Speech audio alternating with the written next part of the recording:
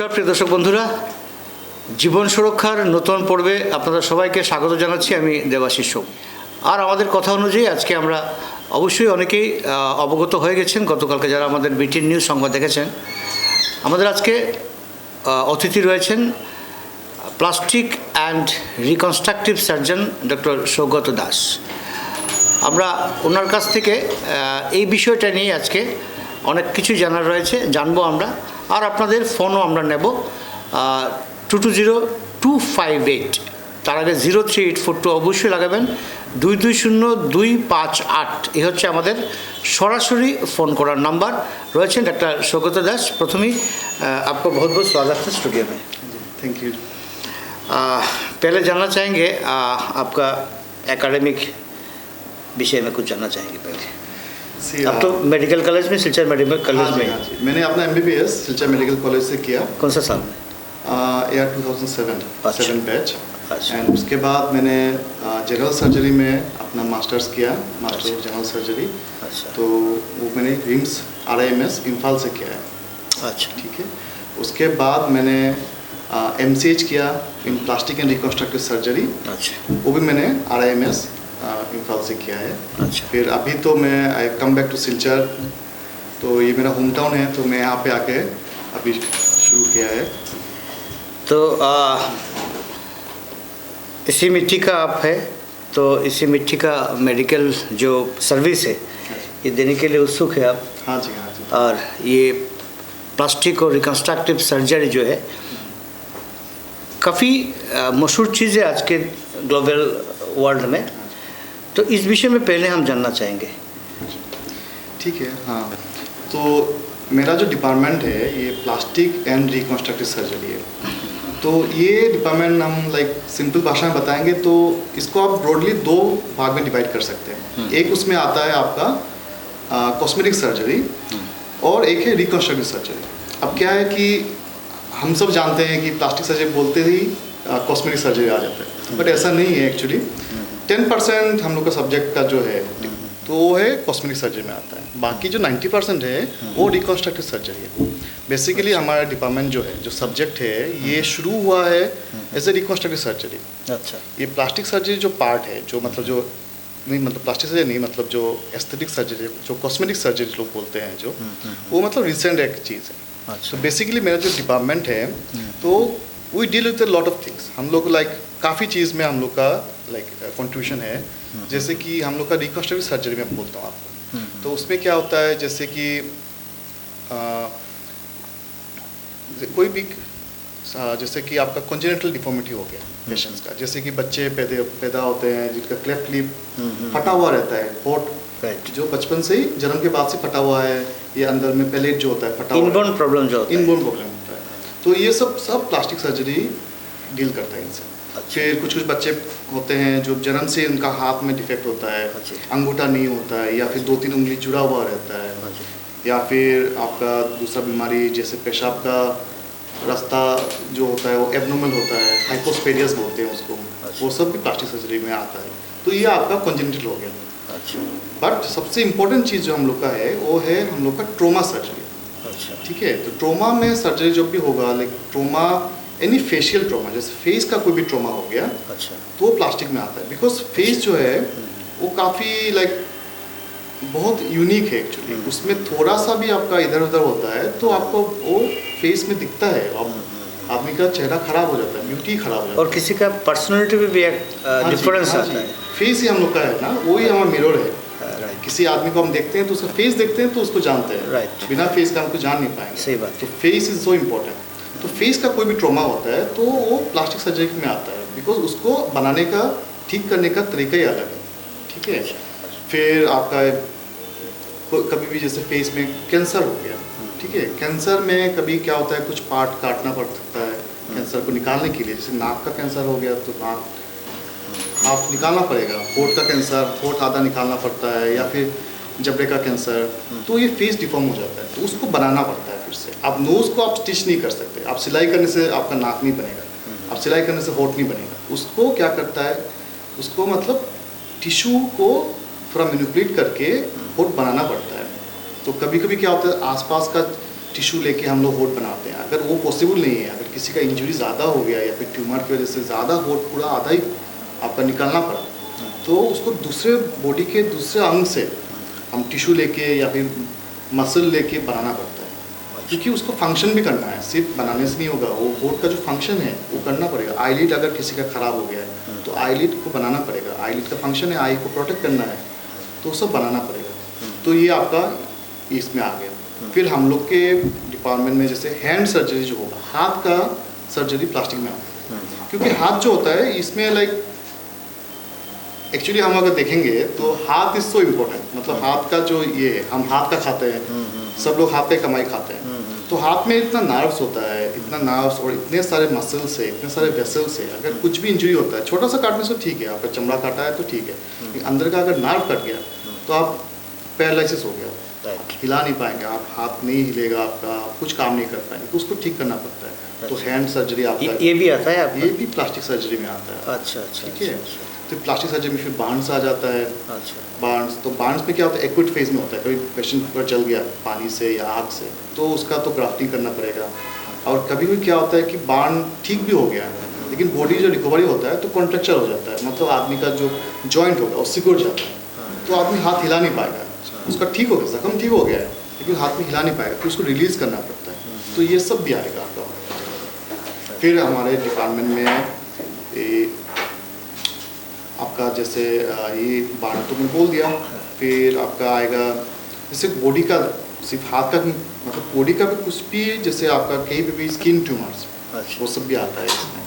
फिर आपका कोई नार्व का सर्जरी, हाथ का या पैर का नार्व का सर्जरी, या फिर माइक्रो वेसल सर्जरी, जैसे कि मतलब जो रक्त जाने का जो रास्ता होता है, वेसल्स होता है, उसका अगर कुछ इंजरी हो गया, अब अगर किसी ऑर्गन में आपका खून नहीं जा रहा है, तो वो अंग जो होगा वो मर जाएगा, तो उसको जोड़ना पड़ता है। अब वो जोड़ना माइक्रोस्कोप के अंदर में करना है। अच्छा, ठीक है, वो आप ऐसे नहीं जोड़ सकते।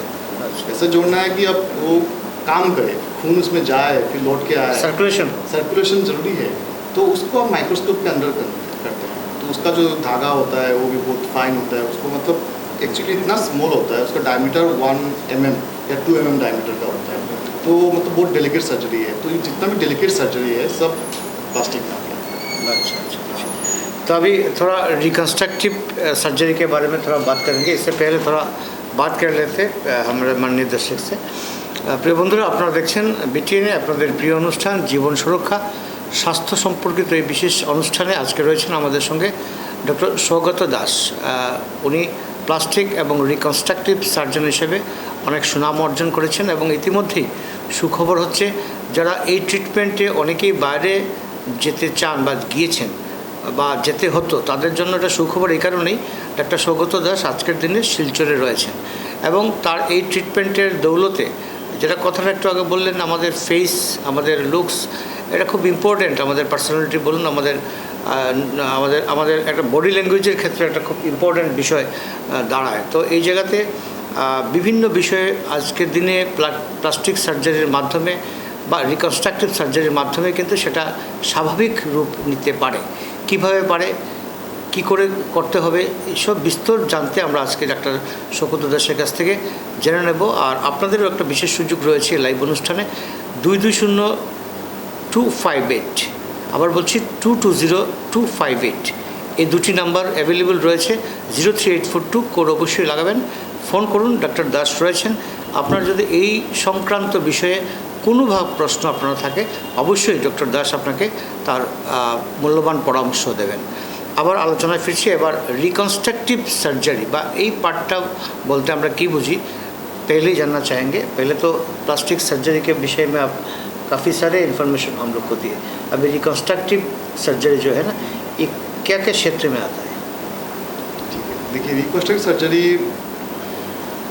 एक जो डिवाइड किया मैंने, तो एक है आप कॉस्मेटिक सर्जरी और एक है रिकंस्ट्रक्टिव। अब कॉस्मेटिक सर्जरी जो है, जो हम लोग सब जानते हैं, जो टीवी में आते हैं, किसी को सुंदर करना है, तो उसमें आपका राइनोप्लास्टी आएगा, नोज जॉब जो, फिर चिलोप्लास्टी आता है जिसमें फोटो को लाइक सुंदर करते हैं, फिर ब्रेस्ट इम्प्लांट आता है, ठीक है, फिर एब्डोमिनल टक, बॉडी टक ऑपरेशन, तो ये सब आता है आपका cosmetic surgery. Breast implant, breast augmentation, जैसे किसी का ब्रेस्ट लाइक अगर वो लड़की फीमेल जो है she is not satisfied with the size and appearance जो अगर है तो चेंज कर सकते, वो कॉस्मेटिक सर्जरी में आता है। अच्छा और बाकी जो है आपका आता है ये आपका ब्रेस्ट रिकॉन्स्ट्रक्टिव सर्जरी होता है। अच्छा और एक चीज़ आपको ऐसे मतलब फैक्ट बताते हैं कि ये जो रिकॉन्स्ट्रक्टिव सर्जरी है इसका शुरुआत इंडिया में हुआ है। अच्छा हाँ, दुनिया का पहला सर्जरी जो हुआ है रिकॉन्स्ट्रक्टिव वो इंडिया में किया गया है। अच्छा। वो 600 BC में किया गया था। अच्छा अच्छा ये इंडिया में बनारस में एक संत थे, हाँ, सुचित्रा बोल के, अच्छा he is the father of plastic surgery. Right so अभी क्या है, जैसे हम लोग बोलते हैं तो when we speak about him तो हम लोग बोलते हैं कि ही इज़ द मतलब father of old plastic surgery. ठीक है, अभी क्या है कि उससे इंस्पायर्ड होके फॉरेन में बहुत डेवलपमेंट आ गया है। तो अभी नया we have like modern plastic surgery का हेरोल्ड गिलिस बोल के और एक सर्जन है, तो वो अभी फादर माना जाते हैं। लेकिन एंशियंट प्लास्टिक सर्जरी का फादर इस भारत से ही है। भारत से है, अच्छा 600 BC। अच्छा अच्छा सो आई टेल कि उन्होंने पहली बार, हमारे ज़माने में क्या, पुराने ज़माने में क्या होता था कि पनिशमेंट दिया जाता था तो नाक काट देते थे लोगों का, राजा लोग कुछ भी गलत काम करते तो शर्मिंदा करने के लिए नाक काट देते थे। अच्छा तो सन जो थे वो नाक बनाते थे। ठीक है, वो यहाँ का मांस को मैनिपुलेट करके वो नाक बनाते थे। अच्छा he is the pioneer of plastic surgery. तो ये अच्छा। डिपार्टमेंट बहुत ही पुराना है बेसिकली। अच्छा अच्छा अच्छा अच्छा अच्छा तो बढ़िया इन्फॉर्मेशन हमको मिला है डॉक्टर दश। तो रिकन्स्ट्रक्टिव और क्या क्या चीज़ में वो इंक्लूड होता है, मतलब कोई एक्सीडेंट वगैरह ये क्या आता है इसमें? हाँ जी, हाँ जी। जो ट्रोमा में बोल रहा था, जो रिकन्स्ट्रक्शन है ट्रोमा, अब क्या होता है एक्सीडेंट या फिर इंजरी, जैसे कोई ओपन सी इंजरी हो गया तो अगर मैं आपको एग्जांपल देता हूँ। ठीक है, अगर ये जैसे किसी का एक्सीडेंट हुआ और इसका एक टिन या किसी शार्प चीज़ से उनका हाथ यहाँ पे कट गया, तो ये अगर हाथ कटता है तो यहाँ पे बहुत कुछ है, जैसे कि स्किन है। अब स्किन के नीचे यहाँ पे 12 मसल्स है, 2 नर्व है, 2 आर्टरी है। ठीक है, अगर किसी का बदकिस्मती से दोनों अगर आर्टरी कट गया तो वो हाथ मर जाएगा, आप बचा ही नहीं सकते। आपको आर्टरी ज्वाइन करना है। अगर जब नर्व कट गया तो नर्व कटने से ये फिंगर मूवमेंट कुछ भी नहीं हिलेगा, पैरालाइज होकर पड़ा रहेगा, तो नर्व बनाना पड़ता है फिर से। अगर सपोज आसपास है तो जोड़ सकते हैं, अगर वो आसपास नहीं है तो नर्व को हम लोग पैर से नर्व निकाल के हाथ में डालना पड़ता है, या फिर किसी दूसरे जगह से, दूसरे हाथ से, जो नर्व इम्पोर्टेंट नहीं है, इतना ज़्यादा इम्पोर्टेंट नहीं है, अच्छा उसको हम लोग लेके जो इम्पोर्टेंट नर्व है उसको रिकॉन्स्ट्रक्ट करेंगे। अच्छा अगर वो भी पॉसिबल नहीं है तो दूसरा जगह से नर्व ट्रांसफ़र करेंगे। तो मतलब काफ़ी कॉम्प्लिकेटेड है ये। हाँ जी, काफ़ी कॉम्प्लिकेटेड है ये आपका, जैसे वेरी कॉम्प्लिकेटेड। जैसे एक सर्जरी में आपका हाथ का, जैसे मैं बोल रहा हूँ, ये एक पेशेंट एक आया तो इसका 6 घंटे लगेगा ये हाथ को ठीक करने में। अब पेशेंट का हाथ चलना है, सिर्फ हाथ को जोड़ने से नहीं होगा, पेशेंट का हाथ पहले से चाहिए, तो काम करना पड़ेगा उसको। वो हाथ का खाता है, अगर हाथ से काम नहीं कर पाएगा क्या करेगा? सही बात। तो उसका हाथ चाहिए, उसको हाथ चाहिए, सेंसेशन चाहिए, मोटर रिस्पॉन्स चाहिए, बैक टू नॉर्मल। लगभग कितना समय लगता है ये ठीक ठाक होने में? ये देखिए आप एक मतलब नर्व का क्या है, नर्व का अलग हम रखते हैं। ठीक है, जैसे आपका टेंडन इंजरी या मसल इंजरी हुआ है, वेसल इंजरी हुआ, तो 1 महीने में पेशेंट ठीक हो जाता है। अच्छा ठीक है, 1 महीने तक पेशेंट लाइक कास्ट में रहता है, उसके बाद उसका फिजियोथेरेपी होता है। फिजियोथेरेपी 3 महीने जैसा चलेगा, उसके बाद उसका रिकवर हो जाएगा, he will start using it. तो धीरे धीरे by 6 months he will be back to normal. अच्छा अब नार्व का थोड़ा इशू है। नार्व में क्या होता है, नार्व थोड़ा टाइम लगता है। नार्व भगवान ने ऐसे ही बनाया, नार्व अगर किसी का कटता है तो नार्व धीरे बढ़ा, तो ग्रोथ उसका स्लो है। तो नार्व कटेगा तो उसमें 6 महीने ऐसे लग जाता है। 6 महीने के बाद उसका आना शुरू होगा, मतलब इफेक्ट तो 6 to 9 मंथ्स। बिकॉज नार्व का जो ग्रोथ होता है वो ज्वाइन करने के बाद भी आपका दिन में अगर सबसे मतलब बढ़िया अगर काम करेगा तो 1 mm पर डे इंक्रीज होता है। तो एवरेज में पकड़ते हैं 1 इंच पर मंथ ग्रोथ है। अगर किसी का यहाँ पे अगर कटता है तो अगर उसका मसल यहाँ पे है तो यहाँ पे उसका जाने तक मतलब एक्शन, तो इसका जितना इंच है उतना महीना लगेगा उसको फंक्शन आने में। सही बात है। वो कुछ नहीं कर सकते उसका, वो भगवान ने ऐसे ही बनाया है उसको। সেই তো আপনারা শুনতে পাচ্ছেন খুব গুরুত্বপূর্ণ আলোচনা করছেন doctor Saugata Das. Plastic surgery বা কসমেটিক সার্জারি, অথবা আমরা কথা বলছি আজকে রিকনস্ট্রাকটিভ সার্জারি, অর্থাৎ কোনো কারণে উইন্ডেড হওয়ার পর বা আঘাত লাগার পর অনেক সময় আমাদের মুখমণ্ডলে অনেক ধরনের আঘাত আসে, অনেক ধরনের স্পট আসে, ক্ষতবিক্ষত হয়। শুধু মুখমণ্ডল নয়, শরীরের অন্যান্য অঙ্গ প্রত্যঙ্গ বটে। তো এই জায়গাতে আজকের দিনে রিকনস্ট্রাকটিভ সার্জারির মাধ্যমে সেটা আবার স্বাভাবিক রূপ নিতে পারে। তো এই নিয়ে আমাদের আজকে আলোচনা। আর ডক্টর দাস রয়েছেন আমাদের সঙ্গে, আপনারা ফোন করতে পারবেন এই বিষয়টি নিয়ে যদি আপনাদের কোনো প্রশ্ন থেকে থাকে। 220258 03842 220258। আমরা আবার এই আলোচনার প্রসঙ্গে আমরা যাচ্ছি ডক্টর দাসের কাছে।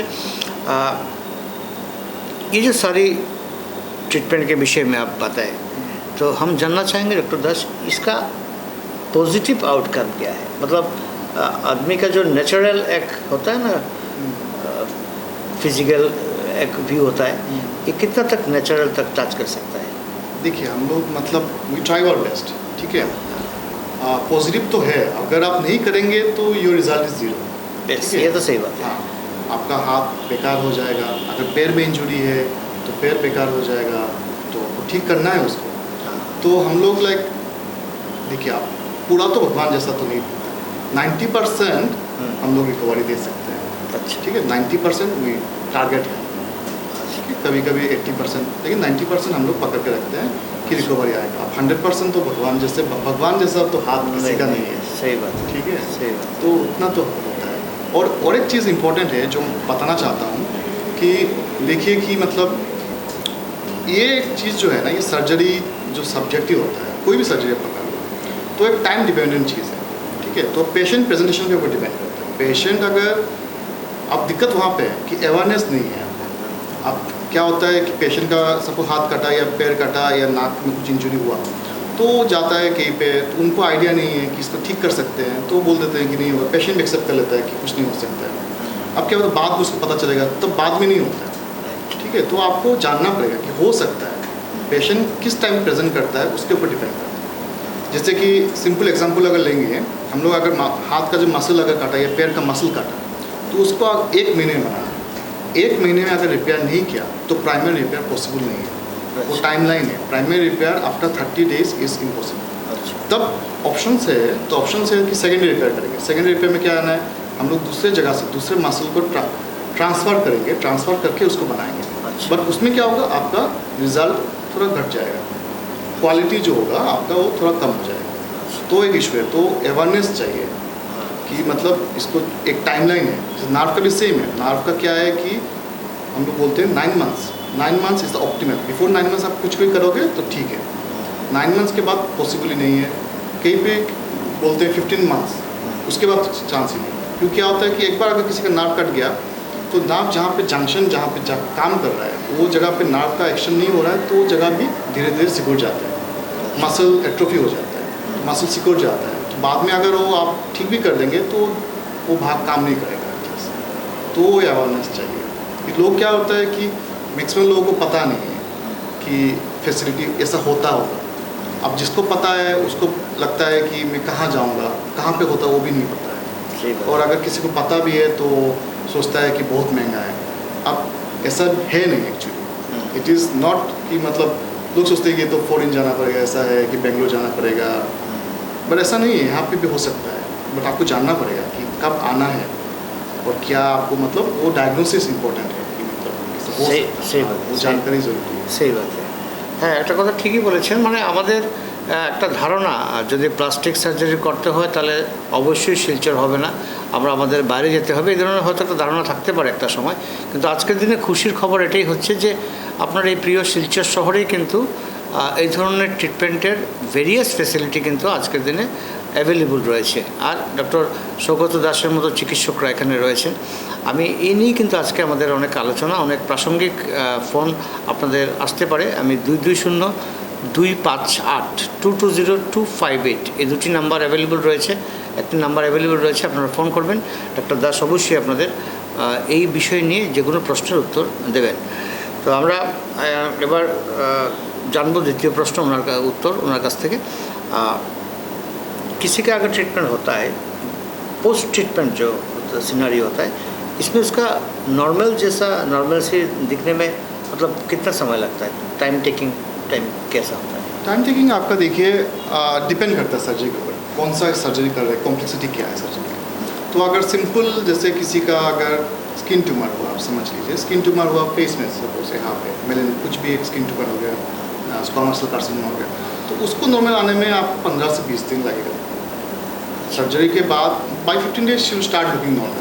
लेडी अगर मतलब कोई पेशेंट हो रहा है, by 3 months you can not identify, मतलब पता भी नहीं चलेगा आपको कि कुछ हुआ है। ठीक है, थोड़ा तो आपको पता चलेगा, बट लाइक आप देखने से आपको लगेगा कि कुछ भी नहीं हुआ है, फिर आप ध्यान से देखेंगे तो लगेगा। डिपेंड करता है। अगर आप देखिए जैसे कभी कभी क्या होता है, ब्रेस्ट कैंसर होता है, तो ब्रेस्ट कैंसर में मतलब वेरी सैड कि ब्रेस्ट को निकालना पड़ता है पेशेंट का, तो it is a torture, mental harassment जैसा है। फीमेल के लिए ब्रेस्ट इज सो इम्पोर्टेंट है, तो ट्रीटमेंट ऐसा है कि निकालना पड़ेगा, कैंसर है, तो हम लोग वी कैन रिकॉन्स्ट्रक्ट द ब्रेस्ट। अच्छा हम लोग ब्रेस्ट को फिर से बना सकते हैं। अच्छा ठीक है, अब ये हो गया कॉम्प्लेक्स ऑपरेशन। तो ब्रेस्ट को बनाने के लिए टिश्यू मोबिलाइज करते हैं, इधर पैर से लेते हैं या पीठ से, उसको घुमा के ला के ब्रेस्ट के शेप में डाल के हम लोग वहाँ बिठाते हैं। ठीक है, तो उसमें क्या होता है, अब ये हो गया कॉम्प्लेक्स ऑपरेशन, तो इसमें आपको लग जाएगा 6 महीने, मतलब फुल रिकवर। पेशेंट मैंने इससे रिकवरी मतलब पेशेंट तो ऑपरेशन करके बाहर घर चला गया, 15 दिन में पेशेंट डिस्चार्ज। तो उसके बाद धीरे धीरे करके वो शेप आने में टाइम लगता है, तो by 3 months to 6 months she can have a normal life. और उनको कॉन्फिडेंस मिल जाएगा सोसाइटी में हम लोग जाने का। नहीं तो एक स्टिग्मा जैसा है ये चीज़, मतलब कोई भी आपका अगर जब भी कुछ भी इंजरी होता है स्टिग्मा होता है। जैसे पैर में कोई इंजरी हो गया आपका, ठीक है, तो मांस कटने से अलग बात है, से पूरा छिल गया, पूरा एक मांस का टुकड़ा ही निकल गया, तो वो जगह बनाना पड़ेगा आपको। तो उसमें ऑप्शन है हम लोग के पास, जैसे अगर किसी का अगर ज़्यादा डीप नहीं है तो उसमें स्किन बिठा सकते हैं हम लोग, दूसरी जगह से लेके चमड़ा बिठा सकते हैं, ग्राफ्टिंग करते हैं। अच्छा अगर ग्राफ्टिंग अगर देखते हैं कि ग्राफ्टिंग पॉसिबल नहीं है, तो हम लोग क्या एक्चुअली हम लोग फॉलो करते हैं कि हम लोग सिंपलेस्ट ऑपरेशन से कॉम्प्लेक्स में जाते हैं। जिसको सिंपल से होता है सिंपल में करेंगे, ऐसा करके हम लोग इसको लेडर बोलते हैं, रिकॉन्स्ट्रक्टिव लेडर। तो सिंपल में हम लोग पहले ग्राफ्टिंग है, ग्राफ्टिंग से देख रहे हैं कि नहीं पेशेंट का नहीं होगा, तो हम लोग उसमें फ्लैप डालेंगे। अब फ्लैप क्या होता है, फ्लैप पूरा मांस का एक पीस होता है जो हम लोग मतलब उसमें ला के बिठाते हैं। फ्लैप भी डिफरेंट टाइप का होता है। एक होगा आपका जैसे ये साइड के पैर से ही हम लोग लेके पैर को दूसरी जगह से रोटेट करके या फिर एडवांसमेंट करके इसको ला के वहाँ पे सेट करेंगे। अगर कभी कभी ज़्यादा हो गया, ये पॉसिबल नहीं तो हम लोग फ्री ट्रांसफ़र करते हैं। तो फ्री ट्रांसफ़र थोड़ा कॉम्प्लेक्स टाइप ऑपरेशन है। उसमें क्या होता है, हम लोग दूसरे थाई से एक स्किन उसके साथ मसल एक बल्क ऑफ टिश्यू उसको लेके जाएंगे, वहाँ बिठाएंगे। तो वो ऐसे बिठाने से नहीं बैठेगा उसमें, क्योंकि उसमें ब्लड सप्लाई नहीं है। तो क्या करना है, तो उसको हम जब उठाएंगे वहाँ से ट्रांसफ़र करने के टाइम पे, तो उसका जो एक छोटा सा एक आर्टरी जो उसको ब्लड दे रहा है, या फिर एक छोटा सा नर्व जो उसमें जा रहा है, उसके साथ उसको निकालना पड़ेगा। फिर लाके पैर में उसको ज्वाइन करना पड़ेगा। छोटा सा जो उसका आर्टरी है, पैर में छोटे से आर्टरी के साथ ज्वाइन करके फिर उसको माइक्रोवास्कुलर एनास्टोमोसिस बोलेंगे। अच्छा तो अंडर माइक्रोस्कोप होता है। वो सर्जरी जो होता है वो 8 घंटा चलता है। 8 घंटा 8 घंटा तो कॉम्प्लेक्स ऑपरेशन तो है, ऑप्शंस है आपके पास, तो कॉम्प्लेक्स से लेके सिंपल से लेके कॉम्प्लेक्स पॉसिबल ऑप्शन है बहुत ऑप्शन बहुत सारा है। डॉक्टर दास, वो जो आपने फ्लैप ट्रीटमेंट के बारे में बताया था, मांस अगर किसी जगह से हम लेते तो ये तो ट्रीटमेंट करने के बाद ये ठीक ठाक हो गया, मतलब पेशेंट चल फिर सकता है, लेकिन जहाँ से आपने लिया था इस जगह क्या होगा, ये क्या नॉर्मल से मिलेगा उसको? नहीं, वही तो, अब ऐसे ही तो नहीं ले लेंगे ना। तो जो मांस हम लोग लेंगे तो ऐसी जगह से लेंगे और उस जगह से लेंगे जहाँ से लेने से कोई दिक्कत नहीं होगा पेशेंट। अच्छा हर जगह से नहीं ले सकते, कुछ स्पेसिफिक लोकेशन से, कुछ स्पेसिफिक मसल से। जैसे एक मोमेंट के लिए हम लोग पास 2 मसल, बॉडी ने भगवान ने कभी कभी दिया है कि एक मोशन के लिए हमारे पास 2 मसल्स हैं, ठीक है, तो हम लोग एक मसल को ले सकते हैं, तो उससे हैम्पर नहीं होगा, थोड़ा इधर से थोड़ा उधर से। क्योंकि जो इंसान का जो आपका जो ये टिश्यू है वो आप बना नहीं सकते फैक्ट्री में, और किसी दूसरे पेशेंट का भी लगा नहीं सकते, तो उसी बॉडी से आपको लेना पड़ेगा। और ऐसे लेते हैं ताकि पता ही नहीं चलता है। जैसे क्या होता है, जैसे ब्रेस्ट रिकॉन्स्ट्रक्शन आप कर लीजिए, तो उसमें क्या होता है, एक लेडी का अगर ब्रेस्ट बनाना है फिर से रिकॉन्स्ट्रक्ट करना है, तो हम लोग पेट से लेंगे। पेट में जो हम लोग का वो थोड़ा फैट रहता Fat रहता है है। उसको लेते हैं, तो उससे अब निकालेंगे तो वो लेडी का बेनिफिशियल हो जाएगा कि उसका फैट भी निकल जाएगा वहाँ से, अच्छा शी विल लुक बेटर। अच्छा अच्छा, अच्छा तो ऐसा है पीठ से, अगर किसी का अगर पीठ में ज़्यादा फैटी है तो वो पीठ से लेते हैं, तो ऐसा डिपेंड करता है पेशेंट टू पेशेंट। हम लोग का क्या है कि कोई भी प्रोसीजर का मतलब कोई भी डिजीज़ का फिक्स प्रोसीजर नहीं है, लाइक ऑप्शंस, एवरी सर्जरी का 10 ऑप्शंस है, अच्छा 10 तरह से मैं एक सर्जरी कर सकता हूँ। तो हम लोग हमेशा पेशेंट को डिस्कस करते हैं, ये हम लोग काउंसलिंग में आता है कि आप पेशेंट आने के ऑप्शन देते हैं कि आपका ये हो सकता है, ये आपको प्रॉब्लम है, आपका ये कर सकते हैं, ये कर सकते हैं, ये कर सकते हैं। उनको पूछते हैं आपको क्या मतलब क्या प्रेफरेंस है, आपको चाहते हैं ऐसा करें, या ऑप्शंस देते हैं पेशेंट के ऊपर है। सही बात है, सही तो आपको कॉम्प्लेक्स चाहिए कि सिंपल चाहिए, क्या चाहिए। খুব সুন্দরভাবে আপনারা বুঝতেই পারছেন প্লাস্টিক সার্জারির বিভিন্ন দিক নিয়ে বা রিকনস্ট্রাকটিভ সার্জারির বিভিন্ন দিক নিয়ে ডক্টর সৌগত দাস, যিনি আমাদের আজকের অতিথি, উনি আমাদের বোঝাবার চেষ্টা করছেন এবং অনেকেই এ ব্যাপারে অ্যাওয়্যার হচ্ছেন বা সচেতন হচ্ছেন বলে আমার দৃঢ় বিশ্বাস। তারপরও যদি মনে হয় আপনাদের কোনো কোয়ারি আছে, কোনো প্রশ্ন আছে মনের মধ্যে, প্লাস্টিক সার্জারি বা কসমেটিক সার্জারি কিংবা রিকনস্ট্রাকটিভ সার্জারি নিয়ে আপনারা 220258 যে নাম্বারটি ইতিমধ্যেই আপনারা বিটিএন স্ক্রিনে দেখতে পাচ্ছেন, ফোন করুন। ডক্টর সৌগত দাস একজন বিশিষ্ট প্লাস্টিক অ্যান্ড রিকনস্ট্রাকটিভ সার্জন আজকে আমাদের অতিথি হিসেবে রয়েছেন। आपने जैसे बोले थे डॉक्टर दास के जन्म से कुछ कुछ डिफेक्ट रहते हैं, तो इसको ठीक ठाक करने में दोबारा एक आदमी, एक इंसान अपना जो जो जो नेचुरल उनका दिखना है वो दिख पाएगा। हाँ जी, हाँ जी। अच्छा, इस विषय में कुछ बोलिए। जैसे कि जन्म से होने वाला डिजीज़ में मैं कॉमनली बताता हूँ कि क्लेफ्ट लिप होता है, अच्छा ठीक है, जो फटा हुआ हो, हाँ, या हम लोग हाँ। इसको हेयर लिप भी बोलते हैं, रेबिट जैसा रहता है, हाँ ये कॉमन होता है, वेरी कॉमन है, वेरी कॉमन वेरी कॉमन है। हाँ तो उसको रिकंस्ट्रक्ट करेंगे तो आप पता भी नहीं चलेगा। कितने बच्चे हैं अभी जो घूम रहे हैं, आप देख के आप ध्यान से देखोगे तो पता अच्छा, चलेगा, फिर अच्छा, वो बताएंगे कि मेरा ऑपरेशन हुआ है, वो हाँ इतना फाइनली होता है वो। Already reconstructed. हाँ, अच्छा तो इतना होता है फाइन कि आपको पता ही नहीं चलेगा। अच्छा एज के साथ स्टार्टिंग में थोड़ा दिखेगा, धीरे धीरे विथ एज सब ग्रोथ होगा ना, क्योंकि टिश्यू हम लोग नेचुरल टिश्यू यूज़ कर रहे हैं। तो जो जब आप बच्चा ग्रो होगा तो टिश्यू भी ग्रो होगा, क्योंकि खुद का बॉडी का ही टिश्यू है ना, तो खुद ग्रो होगा तो पता ही नहीं चलेगा।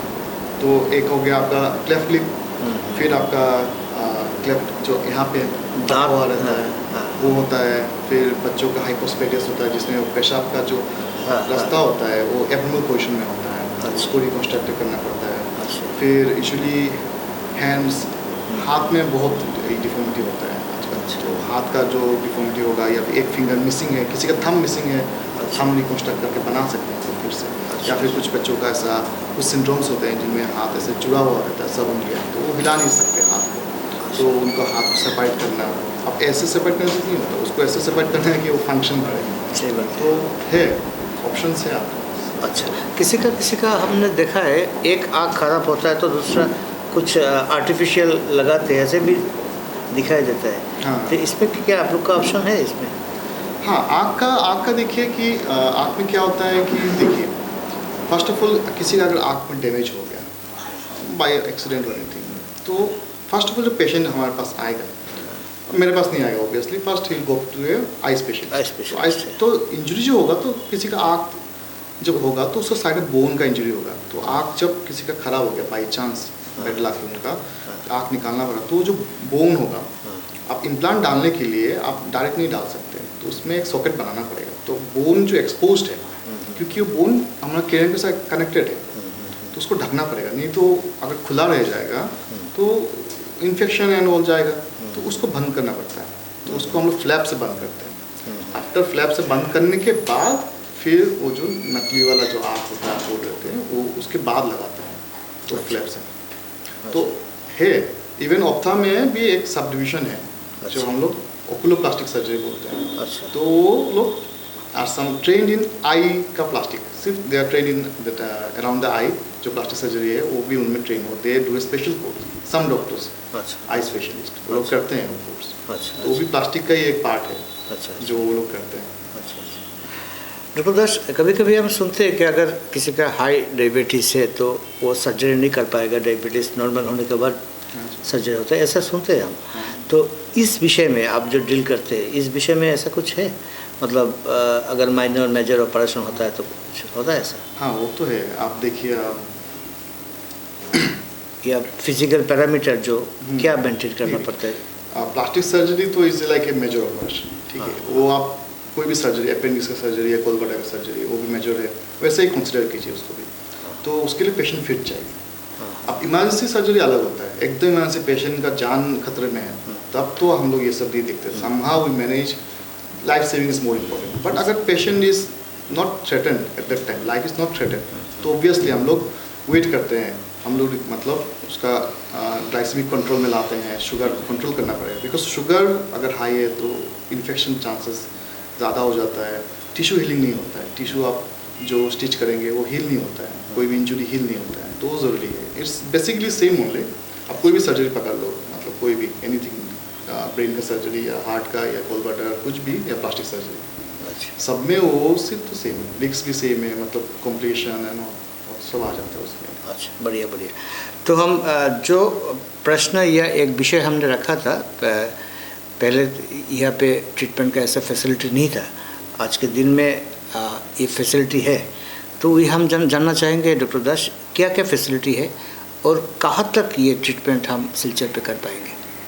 फैसिलिटी तो है यहाँ पे अभी, और मैं जो बोला हूँ कर सकते हैं। वे स्टार्टिंग स्लोली, किसी चीज़ के लिए इक्विपमेंट्स चाहिए हम लोग मंगा रहे हैं, but basically we have started already, हमने शुरू कर दिया है।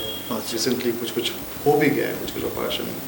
अच्छा, तो शुरू हो रहा है। सम रिक्वेस्ट स्पेशल इक्विपमेंट्स तो ला रहे हैं एज डिमांड, बिकॉज ऑब्वियसली ये सब एक्सपेंसिव होते हैं, कोई भी ट्रीटमेंट मोडिलिटी, तो इंस्ट्रूमेंट्स एंड इक्विपमेंट्स तो है, अभी भी है। Right now we are like starting and it is still available, तो शुरू हो गया है। As demand grows, as we get more cases, कि इस टाइप का केस आ रहा है हमारे पास सिलचर में। अब हर जगह का अलग डेमोग्राफिक होता है, किसी जगह पे एक डिजीज़ ज़्यादा कॉमन है, किसी में एक जगह डिजीज़ कम है, तो अब सिलचर का जैसे आएगा प्रोफाइल, कैसे पेशेंट आ रहे हैं, उस हिसाब से हम लोग मॉडिफाई करेंगे, ट्राई टू एडजस्ट, हम लोग इम्प्रूवमेंट लाएंगे। बट अभी के लिए जो भी बोला हूँ मैं, सब कुछ शुरू हो गया है। अच्छा, अगर मान लीजिए किसी को ये ट्रीटमेंट सिलचर में करना चाहिए, उसको ये सिलचर में ही करना चाहते हैं, अगर प्लास्टिक सर्जरी हो या रिकन्स्ट्रक्टिव सर्जरी हो, सब जो मटेरियल या इंस्ट्रूमेंट ये पे है सब? हाँ, जाना नहीं पड़ेगा बाहर? नहीं, जाना नहीं पड़ेगा। अच्छा, हो जाता है। बेसिकली मटेरियल देखिए, मतलब मटेरियल जो होता है, कॉस्मेटिक सर्जरी में मटेरियल की ज़्यादा जरूरत है। अच्छा, रिकन्स्ट्रक्टिव सर्जरी इस लाइक कॉस्मेटिक सर्जरी का बोल देता हूँ, जैसे उसमें क्या है कि आपको ब्रेस्ट इम्प्लांट डालना है, तो इम्प्लांट हम लोग ऑर्डर देंगे तो इम्प्लांट आएगा, तो बाहर से लाना पड़ता है, इंडिया में नहीं बनता है इम्प्लांट्स, तो फॉरेन से ऑर्डर देना पड़ता है। तो वो सब तो इलेक्टिव सर्जरी हो गया, उसमें इमरजेंसी नहीं है। और इमरजेंसी का जो रिकन्स्ट्रक्शन है, उसमें क्या होता है, हम लोग इम्प्लांट नहीं डालते, वो टिश्यू से मोबिलाइज करते हैं, तो वो सब है यहाँ पे ऑलरेडी, एवरीथिंग इज अवेलेबल। अच्छा, आज के दिन में ये, अब तो काफ़ी दिन हो गए या शायद यहाँ पे प्रैक्टिस आप कर रहे हो, क्या डिमांड आप देखते हैं लोगों का? क्या मतलब इसमें क्या, कितना तक लोग ये एविल करना चाहते हैं? वही तो यहाँ पे दिक्कत हो है कि अवेयरनेस का थोड़ा ये है कि लोगों के पास अवेयरनेस नहीं है कि पॉसिबल है सर्जरी करना, या फिर मिसडायग्नोस हो जाता है कभी कभी। अच्छा, क्या होता है कि एक्सपर्टिस कम है ना, तो कि पे गांव का पेशेंट है, तो वो अपना वहाँ पे किसी लोकल जो रहेगा उनसे पूछेंगे कि क्या कर सकते हो, वो बोल देगा कि इसका कुछ नहीं कर सकते, तो बंदा वहाँ पे मतलब उसका आशा ही खत्म हो गया, उसको पता ही नहीं चलता। तो अवेयरनेस लाना है हम लोग को कि ये सब पॉसिबल है, हम लोग सोचते भी नहीं है ना इतना कि ये पॉसिबल है, तो वो अवेयरनेस नहीं है। अवेयरनेस आएगा तो पेशेंट ऑब्वियसली बेनिफिट आएगा पेशेंट का। अच्छा, और एक चीज़ हम जानना चाहेंगे डॉक्टर दास, इसका एक्सपेंडिचर लगभग क्या आता है, मतलब वेरी करता है क्या ट्रीटमेंट टू ट्रीटमेंट? हाँ, एक्सपेंडिचर जो है देखिए डिपेंड करता है आप कौन सा प्रोसीजर हो रहा है। तो सिंपल प्रोसीजर में ऑब्वियसली इट्स वेरी अफोर्डेबल, ठीक है। सुन के लगता है प्लास्टिक सर्जरी बहुत महंगा है, ऐसा कुछ नहीं है, it's like very simple operation only. जो सिंपल होगा, जैसे किसी का अगर स्मॉल फ्लैप्स करना है, छोटा फ्लैप्स, लोकल फ्लैप्स करना है, या फिर किसी का एक नार्व कट गया है, तो आपका 10-15 हज़ार।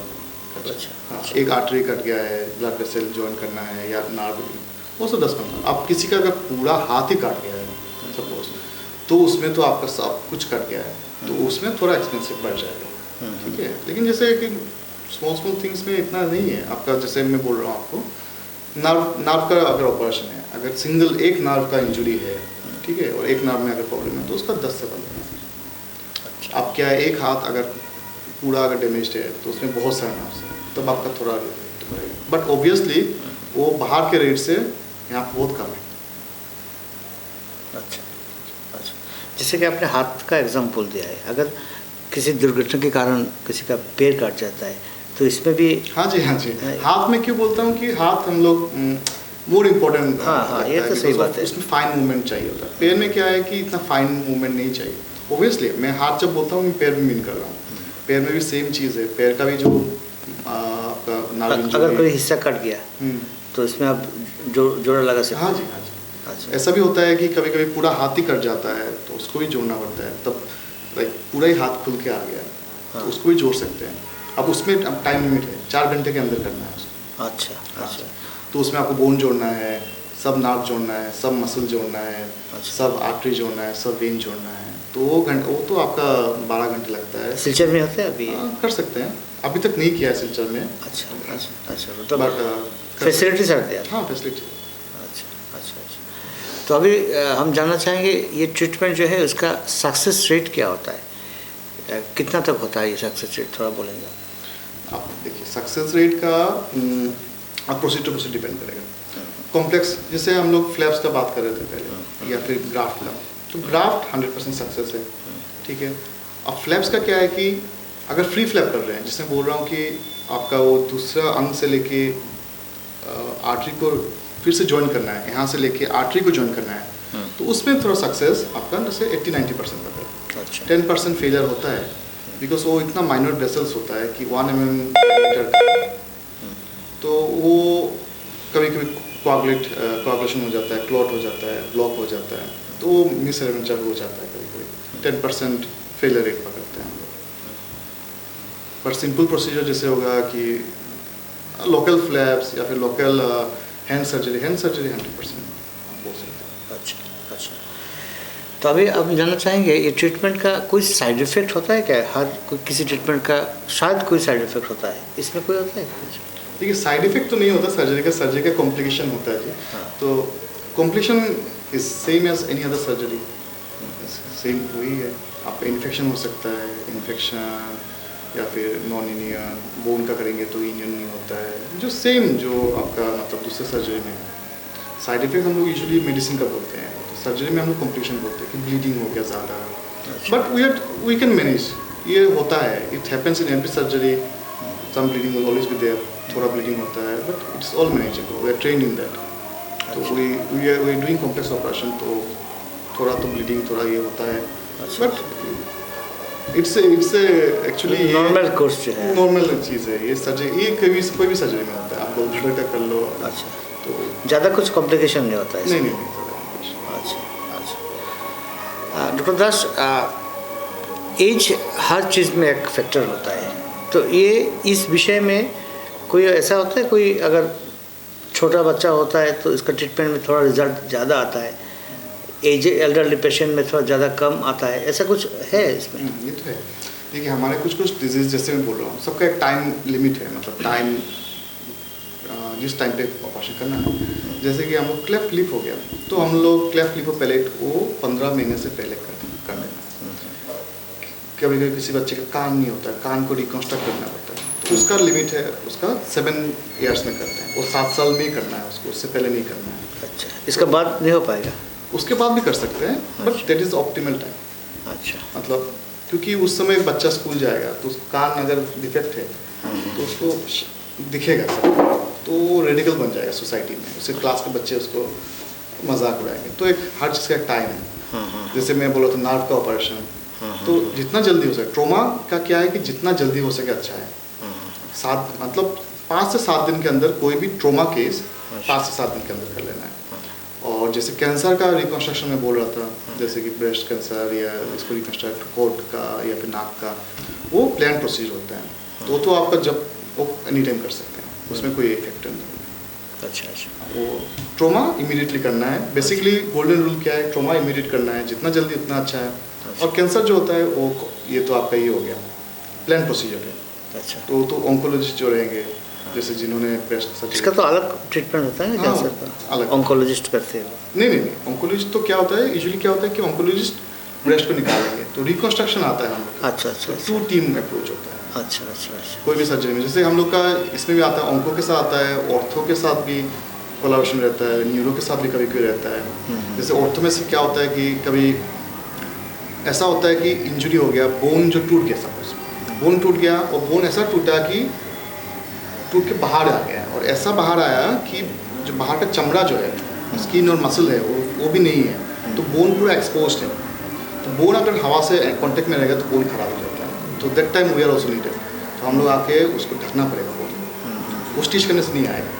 सिम कभी कभी न्यूरो केस में भी ऐसा होता है, न्यूरो सर्जरी में होता है कि स्कल बाहर आ जाता है, स्कल एक्सपोज है, उसका कवर्डिंग चला जाता है, जैसे हम लोग का जो स्किन है ऊपर वो नहीं रहता है, तो उसमें चाहिए होता है। तो we also go and assist with neuro surgeon. उनका ऑपरेशन, जब ब्रेन का ऑपरेशन होने के बाद हम लोग जाके उसको कवर करते हैं। कवर नहीं करेंगे तो उनका जो ऑपरेशन है पूरा फेल हो जाएगा, क्योंकि इन्फेक्शन कोई भी खुला नहीं रख सकते हम लोग। टिश्यू अगर एक्सपोज है एयर से, नार्व, आर्टरी, मसल्स, हवा से नहीं। हम लोग को अगर स्किन दिया है, स्किन ही हवा से कॉन्टेक्ट में आने से कुछ नहीं होता है, बाकी अंदर का सब कुछ हवा के कॉन्टेक्ट में आने से इन्फेक्शन और मतलब खराब हो जाता है बोन। मतलब न्यूरोलॉजिस्ट और आप लोग जैसे जो डिपार्टमेंट है, इसका एक अच्छा रिलेशन है, मतलब ट्रीटमेंट के विषय में एक रिलेशन होता है ना। हाँ जी, पूरा सर्जिकल ब्रांच ही ऐसा है, हर चीज़ में कोलैबोरेशन है। ऑर्थो, इवन जनरल सर्जरी के साथ भी, general surgery, ortho, neuro, everything, ENT, सबके साथ हम लोग मिल के करना पड़ता है। एक का साथ एक संपर्क है। हाँ, बिकॉज कुछ चीज़ें होता है ना जो मतलब दो लोग करेंगे तो अच्छा होता है, दोनों साइड से स्पेशलिटी आके करते हैं तो पेशेंट का बेनिफिट है उसमें। सही बात है। कुछ अकेले करने का चीज़ होता है, कुछ मिल के करने का चीज़, टीम अप्रोच। সেই বাত তো অনেকটা জিনিসই আমাদের অ্যাওয়ারনেসের অভাবে হয়তো আমরা জানতাম না, কিন্তু আজকের দিনে প্লাস্টিক সার্জারি বা রিকনস্ট্রাকটিভ সার্জারি অর্থাৎ কোনো ধরনের উইন্ডেড হওয়ার পর, কোনো ধরনের অ্যাক্সিডেন্টজনিত আঘাত হওয়ার পর সেই জায়গাটাকে আবার রিপেয়ার করে আবার নর্মাল লাইফে তাকে ফিরানো, এই বিষয়টা কিন্তু আজকের দিনে শিলচরে অ্যাভেলেবল রয়েছে। আর এটা নিয়ে কিন্তু আমাদের গুরুত্বপূর্ণ আলোচনা চলছে এই মুহূর্তে। আপনারা দেখছেন BTN-এ আপনাদের প্রিয় অনুষ্ঠান, সরাসরি অনুষ্ঠান জীবন সুরক্ষা। রয়েছেন ডাক্তার সৌগত দাস, এবং এই আলোচনাতে অনেকটা পার্টি আমরা আলোচনা করেছি। হয়তো কোনো কারণে ফোন আসছে না, আপনারা ট্রাই করে যান 220258। আবার রিপিট করছি, লাইনের কারণে হয়তো ফোন আসছে না, 220-258 এই দুটি নাম্বার এই নাম্বারটি অ্যাভেলেবল রয়েছে। ফোন করবেন ডাক্তার দাসের কাছ থেকে, এই প্রসঙ্গে জেনে নেবেন আপনাদের গুরুত্বপূर्ण প্রশ্নের उत्तर। डॉक्टर दास, कभी कभी होता है कोई एक्सीडेंट होता है तो हम अनुमान कर सकते हैं कि एक्सीडेंट के बाद कुछ ट्रॉमा आएगा, मतलब इसमें से कुछ एक इफेक्ट होता है जिसका ज़रूरत पड़ता है प्लास्टिक सर्जरी या रिकन्स्ट्रक्टिव सर्जरी। ये क्या क्या एक्सीडेंट, क्या मतलब टाइप ऑफ एक्सीडेंट होता है? देखिए, कोई भी एक्सीडेंट ना, कोई भी अगर सीरियस, अगर हाई वेलोसिटी एक्सीडेंट हुआ, जैसे एनी ट्रॉमा, आपका सिंपल एग्जांपल देते हैं तो जैसे बाइक का एक्सीडेंट हुआ तो आदमी अगर बाई चांस हेलमेट नहीं पहना तो उसका फेशियल फ्रैक्चर होता है। तो फ्रैक्चर जो होता है, फेस का कुछ भी अंदर प्लास्टिक आता है। तो किसी का अगर मैंडिबल ये हड्डी टूट गया, जबड़ा टूट गया, ये जबड़ा टूट गया, तो वो भी हम लोग रिपेयर करते हैं, तो उसमें प्लेटिंग करना पड़ता है। ये ऑर्थो में नहीं जाता है। ये फेशियल जो बोन्स होता है, ये हाथ का बोन्स, फेस का बोन, जो स्मॉल बोन्स होते हैं, जो लाइट बोन्स होते हैं, वो प्लास्टिक के अंदर आता है। ऑर्थो का होता है हार्ड बोन जो होता है, लॉन्ग बोन्स होते हैं, वो लोग स्पाइन में वो सब करते हैं। लॉन्ग बोन्स, हाथ का बड़ा हड्डी जो होता है वो ऑर्थो में जाता है यूजुअली। और फेस का जो होता है, बिकॉज फेस थोड़ा अलग है, फेस में काफ़ी नर्व्स है, ये है, थोड़ा डेलिकेटली करना पड़ता है, तो यूजुअली ऑर्थो नहीं करते हैं। मतलब कहीं पे करते होंगे बट लाइक यूजुअली नहीं होता है, तो यूजुअली हम लोग प्लास्टिक ही करते हैं फेस का ट्रॉमा। अब हाथ का भी सेम हो गया, हाथ में अगर किसी का इंजरी हुआ तो स्मॉल बोन्स तो प्लास्टिक के अंदर आता है, तो कोई भी इंजरी हुआ तो कटेगा। अगर नर्व इंजरी हो गया, नर्व कंप्रेशन हो गया, तो सब प्लास्टिक के अंदर आता है। एक्चुअली 3 अप्रोच में जाएंगे तो कोई भी एक्सीडेंट केस में प्लास्टिक आता है, बट हम लोग का क्या है कि वी डोंट डायरेक्टली इन्वॉल्व। तो यूजुअली क्या होता है, एक्सीडेंट केस आएगा, वो आएगा जनरल सर्जरी में जाएगा, ऑर्थो देखेगा, उसके बाद ऑर्थो इन्फॉर्म करता है, ठीक है। तो हम लोग का जो सुपर स्पेशलिटी हो गया, तो डायरेक्ट इन्वॉल्वमेंट नहीं होता है यूजुअली, तो रेफरेंस के ऊपर चलता है। न्यूरो सर्जरी बुलाएगा, ऑर्थो आपको इन्फॉर्म करेगा कि किस ऐसा पेशेंट है, क्या करना है।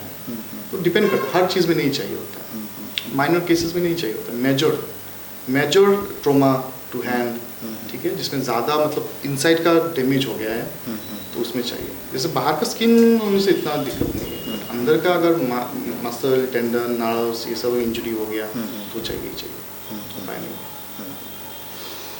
তো আমরা বুঝলাম যে মানে আজকের দিনে এরকম মন খারাপ করার কিছু নেই, যদি আনফর্চুনেটলি কোনো অ্যাক্সিডেন্টের মুখোমুখি কেউ হন, কিন্তু আজকের দিনে সেটাকে আবার অলমোস্ট স্বাভাবিক করার যে একটা প্রক্রিয়া ট্রিটমেন্টের মাধ্যমে, অর্থাৎ প্লাস্টিক এবং রিকনস্ট্রাকটিভ সার্জারির মাধ্যমে সেটাকে কিন্তু ঠিকঠাক করা যায়, এটাই বোঝাবার চেষ্টা করছেন আমাদের আজকের অতিথি, বিশিষ্ট plastic and reconstructive surgery surgeon doctor Saugata Das আমাদের সঙ্গে রয়েছেন।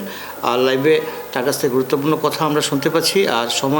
আর কিছুটা সময় রয়েছে, আমরা একটু সময় থাকবো ওনার সঙ্গে। তার মধ্যে যদি আপনাদের মনে হয় এ প্রসঙ্গ নিয়ে কোনো বা প্রশ্ন আপনাদের আছে, আপনারা এখনই ফোন করুন 220258। আবার রিপিট করছি 220258। डॉक्टर दास, अभी हम जानना चाहेंगे, अगर मान लीजिए किसी का सक्सेसफुल ऑपरेशन हुआ है, अब एज ए डॉक्टर क्या सुझाव, क्या उनको आप इंस्ट्रक्शन देते हैं, आप वो मान के चलिए ताकि दोबारा ये ट्रीटमेंट करने की ज़रूरत ना पड़े, ऐसा कुछ होता है क्या? नहीं, ऐसा कुछ नहीं है। वंस ऑपरेशन हो गया तो patient is back to normal life.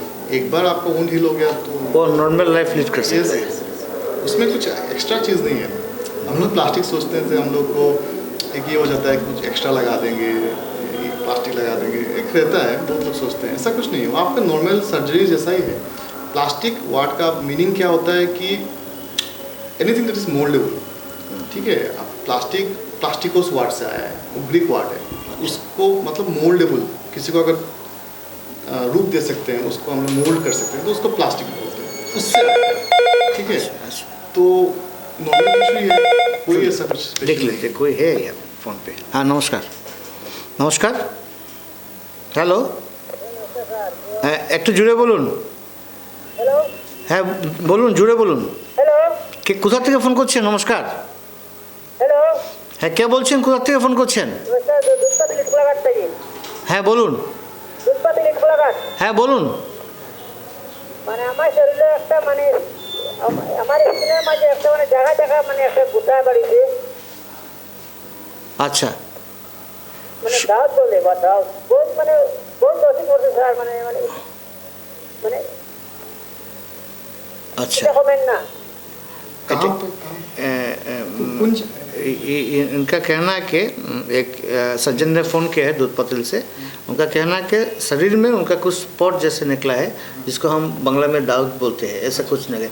ये विषय क्या आपका ट्रीटमेंट के अंदर आता है या कोई दाउद कोई बोलते कोई हाँ हाँ हाँ दाउद तो फंगल इन्फेक्शन होता है, अच्छा हम लोग ट्रीट कर सकते हैं, अच्छा। बट एक्चुअली तो आप मतलब स्किन स्पेशलिस्ट के पास जा सकते हैं।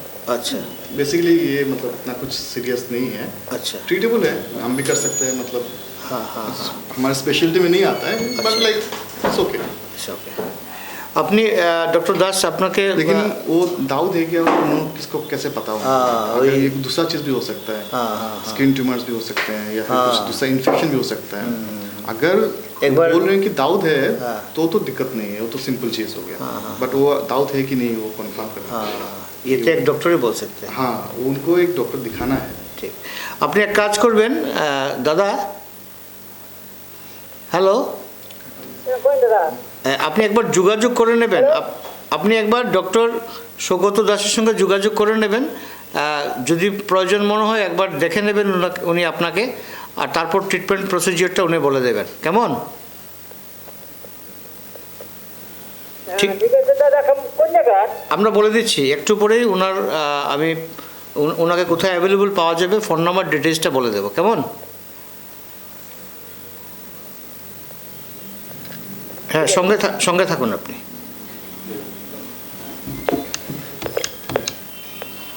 সঙ্গে থাকুন, ধন্যবাদ।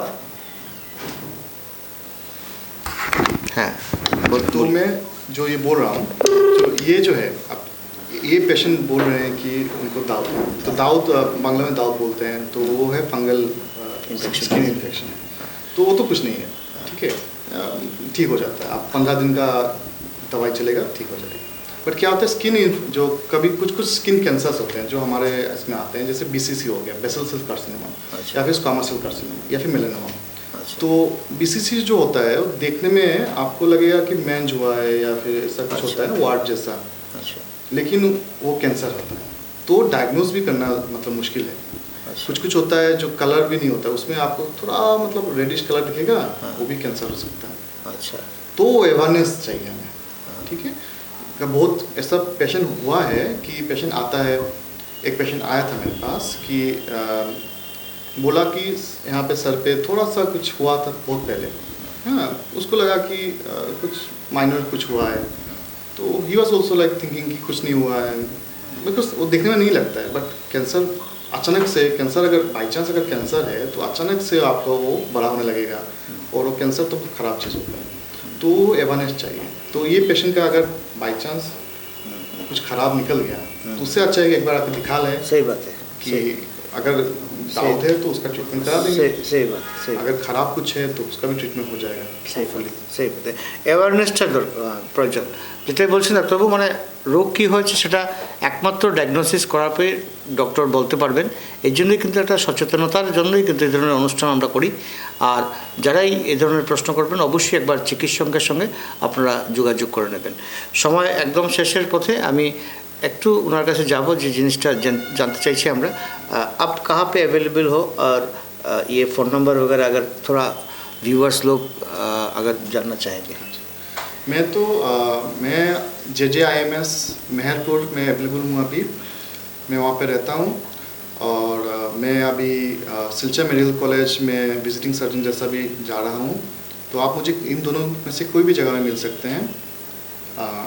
तो मेडिकल होने से मॉर्निंग आवर्स में है और इवनिंग टाइम में कोई डेट वगैरह डे वगैरह? Every working day except on Sundays और हॉलीडेज, ऑलमोस्ट एवरी डे।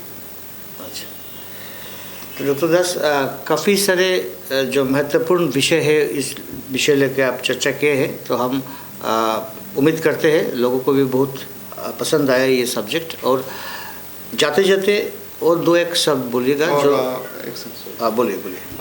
मेरा WhatsApp number I can give share, please. 8136081201। तो आपको कुछ भी पूछना है तो मुझे व्हाट्सअप कीजिए please, no problem, any time आप व्हाट्सअप कर दीजिए, मैं I try to reply every message, ठीक है। अगर जाते जाते कुछ माननीय दर्शक को अगर कुछ आप एडवाइस देना चाहेंगे अवेयरनेस लेके? नहीं, वही है कि प्लास्टिक सर्जरी जो है वो आपका, मैं जो बताया आपको, कॉन्जिनेंटल कुछ भी अगर कॉन्जिनेंटल है, या फिर क्रेनियोफेशियल फेस का कुछ भी हुआ, या हैंड का कुछ भी, हैंड का, लेग का, nerve injury, any vascular disease कुछ भी है, या फिर बर्न्स, जिसमें आपको बता रहा हूँ कि स्पेक्ट्रम मेरा क्या क्या आता है, ठीक है। फिर आपका जैसे कि फिस्टुला ऑपरेशन होता है डायलिसिस वाले पेशेंट में, तो वो वेसल का ऑपरेशन है, ये सब प्लास्टिक में आता है। तो I just want to like awareness देना चाहता हूँ कि ये सब पॉसिबल है। अगर आपको हेल्प चाहिए ये सब सर्जरी में, या फिर जानना ही है, मतलब इतनी इन्फॉर्मेशन अगर चाहिए, तो यू कैन कॉन्टैक्ट मी, मैं आपको आई विल हेल्प यू। জরুর। তো আমরা আজকে কথা বললাম প্লাস্টিক এবং রিকনস্ট্রাকটিভ সার্জারি নিয়ে। আমাদের সঙ্গে ছিলেন বিশিষ্ট প্লাস্টিক এবং reconstructive surgeon doctor Saugata Das, কথা বললেন। এবং এই বিষয় নিয়ে হয়তো অ্যাওয়ারনেসের অভাবে আমরা অনেকটাই জানি না, কিন্তু আজকে অনেকটাই আমাদের জানা হলো। আর আমি অনুরোধ করব ডক্টর দাসকে, আমরা মাঝে মধ্যে যদি এইভাবে লাইভ অনুষ্ঠান করি, আপনার মাধ্যমে হয়তো অনেকেই অনেকটাই অ্যাওয়ারনেস পেতে পারেন এই বিষয়টা নিয়ে। তো আগামী অনুষ্ঠানে আবার দেখা হবে আপনার সঙ্গে। Many thanks for being with us. প্রিয় দর্শক বন্ধুদের অনেক অনেক ধন্যবাদ জানিয়ে আজকের অনুষ্ঠান আমরা এখানে শেষ করছি। মনে রাখবেন আগামী সপ্তাহে ফের একবার দেখা হচ্ছে জীবন সুরক্ষার এই বিশেষ অনুষ্ঠানে। থাকবেন আমাদের সঙ্গে বিশিষ্ট কোনো বা চিকিৎসক, কথা বলবো। ভালো থাকবেন, সুস্থ থাকবেন। তো দাস, ফিরসে और एक बार आपको बहुत बहुत शुक्रिया। Thank you.